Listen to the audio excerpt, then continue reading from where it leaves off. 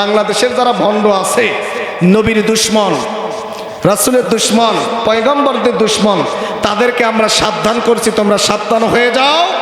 বাংলার জমিনে থেকে এই দেশে কোনো ভণ্ডামি চলবে না, চলতে দেওয়া হবে না। কথা বলেন ঠিক কিনা?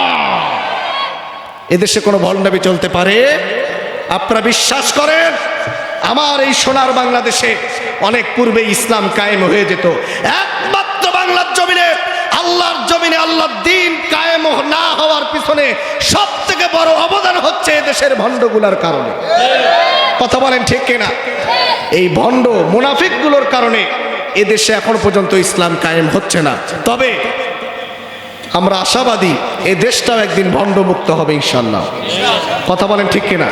যারা হক্কানি পীর শব্দটাকে ব্যবহার করে যারা এই পীরদের অবস্থা শেষ করে দিচ্ছে, পীর শব্দটাই যারা খারাপ করছে, এদের বিরুদ্ধে ডাইরেক্ট অ্যাকশনে যাওয়ার দরকার আমাদের আছে। কথা বলেন ঠিক কিনা? আমরা পীর সৈনিক, ওলামা সৈনিক, মাশায়েখ সৈনিক, হক্কানি পীর গাউস কুতুবদের সৈনিক। আমরা এখনো বলি এদেশে পীরদের কারণে ইসলাম এসেছে। কিন্তু বর্তমান যারা গাজার কলকি না খেলে যাদের ইস্ক ওঠে না, কথা কয় না, যাদের নারী মিলে নারী পুরুষ এক জায়গায় জিকির না করলে নাকি তাদের ফয়েজ ওঠে না, এ সমস্ত এদের সাথে কখনো পীর শব্দ ব্যবহার করবেন না। এরা হচ্ছে টাটকা শয়তানের দূষর ভণ্ড এরা। কথা বলেন ঠিক করে? কি রাজি আছেন সবাই? একমত?